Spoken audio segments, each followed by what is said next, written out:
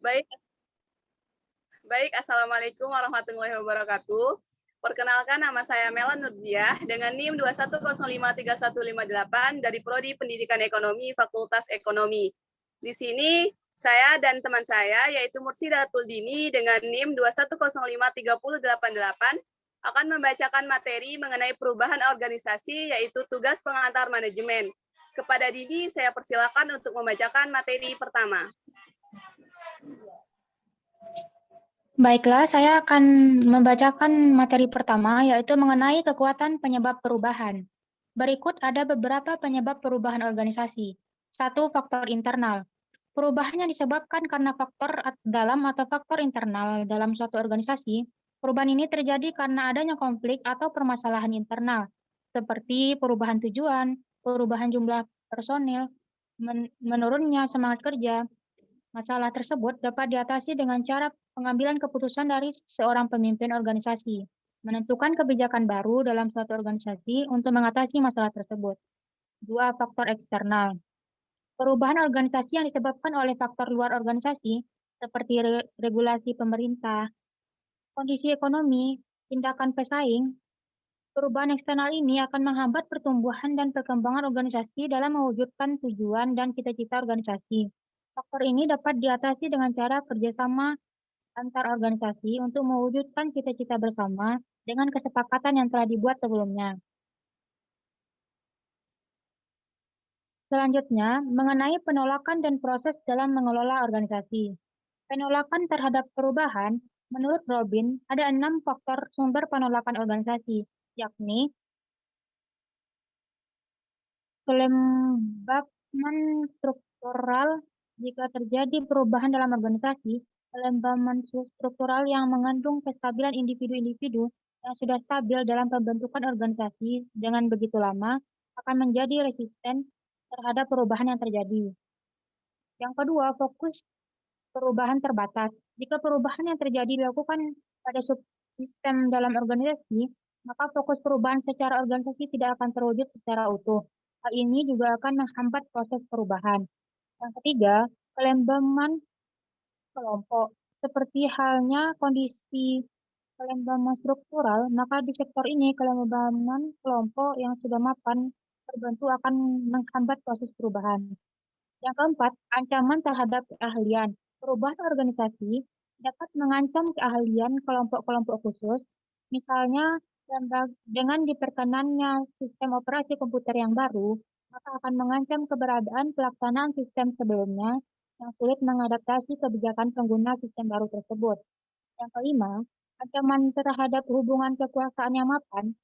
Perubahan organisasi akan dapat mengancam posisi seorang yang sudah dalam posisi tertentu yang sudah mapan. Seseorang akan tergeser dari jabatannya atau akan terjadi penggantian jabatan untuk mengadaptasi perubahan yang dilakukan. Ancaman terhadap alokasi sumber daya yang mapan. Beberapa kelompok dalam organisasi yang telah terbiasa mengelola sumber daya akan merasa terancam kedudukannya akibat dari perubahan alokasi sumber daya yang dilakukan.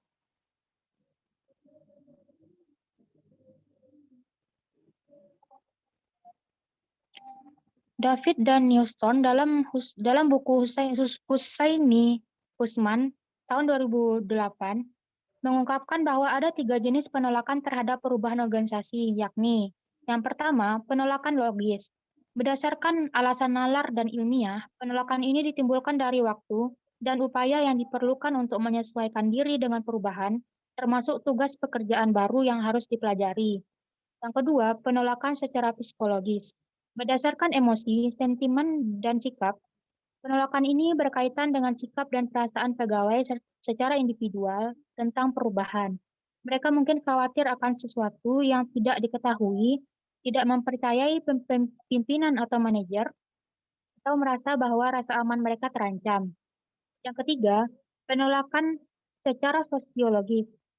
Berdasarkan kepentingan dan nilai kelompok, penolakan ini berkaitan dengan nilai dan kepentingan yang disandang kelompok. Nilai sosial merupakan kekuatan yang berpengaruh dalam lingkungan sehingga harus dipertimbangkan dengan seksama. Untuk mengatasi hambatan-hambatan dalam pelaksanaan perubahan dalam organisasi, maka dilakukan 6 cara, yakni 1. Melalui pendidikan dan komunikasi.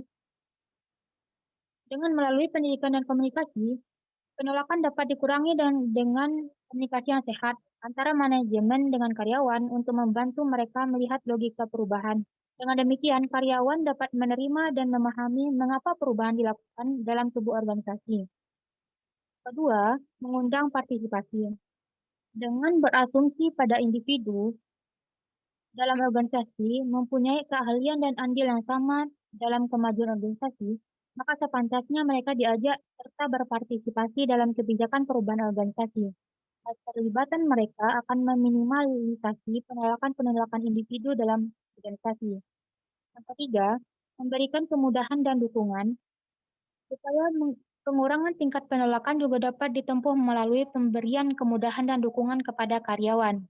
Kemudahan dan pemberian dukungan itu dapat berupa pemberian cuti pendek, pelatihan-pelatihan, sumbangan dana, donasi, subsidi kompensasi, dan lain-lain.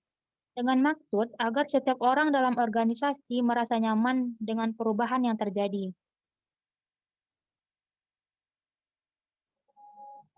4. Perundingan. Perundingan dilakukan jika penolakan yang timbul berasal dari kelompok. Perundingan dilakukan untuk melakukan tawar-menawar dengan kelompok penentang perubahan agar terjadi beberapa kesepakatan yang disetujui kedua belah pihak tanpa mengurangkan perubahan itu sendiri. Yang kelima, manipulasi dan kooptasi. Manipulasi mengacu kepada upaya pengaruh yang tersembunyi, menghasut dan memutar balik fakta agar tampak menarik bagi para penentang, sehingga mereka akan berbalik untuk menyetujui perubahan. Sementara kooptasi merupakan bentuk manipulasi yang sekaligus mengajak partisipasi mereka yang menolak perubahan.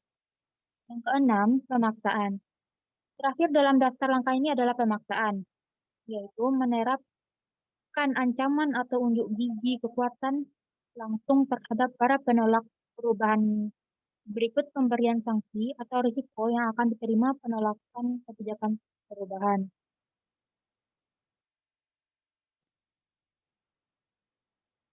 Langkah-langkah dalam perubahan. 1. Menganalisis kebutuhan perubahan dalam organisasi. 2. Mengkomunikasikan visi. Yang ketiga, meningkatkan kebiasaan lama. Yang keempat, menciptakan rasa pentingnya perubahan. Yang kelima, mendukung peranan pemimpin yang kuat. Yang keenam, meminta dukungan politik. Yang ketujuh, membuat perencanaan implementasi yang tepat.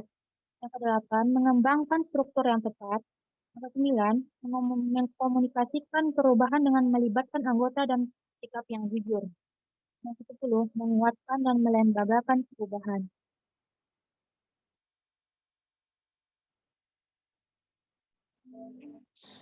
Materi selanjutnya saya alihkan kepada moderator. Baik, terima kasih kepada Dini. Materi selanjutnya yaitu proses inovasi. Nah, proses inovasi ini yaitu sebuah proses di mana pembuatan suatu produk atau penyampaian layanan kepada pelanggan akan memakan biaya, waktu, dan tenaga, baik itu bagi penyedia produk maupun bagi pengguna produk. Misalnya, proses yang tidak efisien akan membuat produk terlambat masuk pasar dan biaya operasional pembuatan produk akan tinggi. Nah, bagi pengguna produk dan jasa, misalnya mereka akan mengeluh karena lambatnya pelayanan. Keluhan ini adalah sebuah biaya emosional bagi mereka.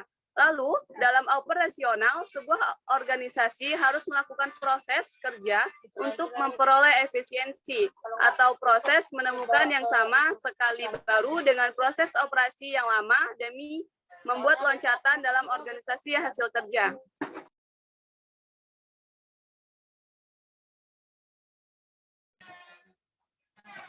Lalu inovasi terdiri dari 4 jenis, yaitu 1. Kreasi suatu produk, jasa, atau proses baru yang belum pernah dilakukan sebelumnya.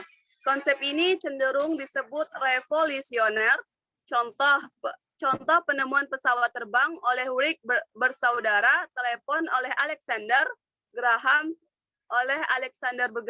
Bell. Lalu yang kedua, pengembangan suatu produk, jasa, atau proses yang sudah ada.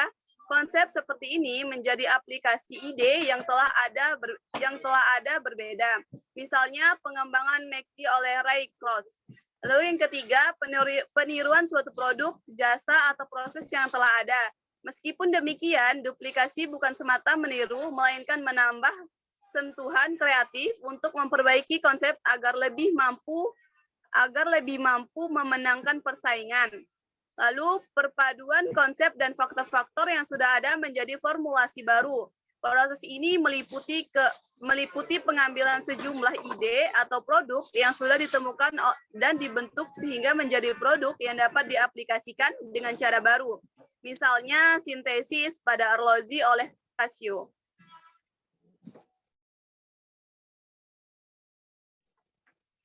Jenis inovasi untuk menghadapi perubahan yaitu incremental innovation. Incremental innovation adalah bentuk inovasi yang paling umum dan biasanya memanfaatkan teknologi yang sudah ada dengan meningkatkan nilai produk seperti fitur, desain, dan lain-lain. Lalu disruptive innovation. Disruptive innovation ini biasa dikenal juga dengan inovasi tersembunyi, yang dimana melibatkan penerapan teknologi untuk membentuk pasar baru. Yang ketiga ada architectural innovation. Dengan architectural innovation ini hanya pengambilan pelajaran, teknologi, keterampilan secara keseluruhan, kemudian menerapkannya di pasar yang berbeda. Lalu ada radical innovation. Radical innovation ini adalah jenis inovasi yang bertujuan untuk menciptakan produk baru dan tidak berkaitan dengan produk lama. Baik, itu tadi presentasi saya dan teman saya. Kami ucapkan terima kasih. Jika banyak kurangnya kami mohon maaf. Wassalamualaikum warahmatullahi wabarakatuh.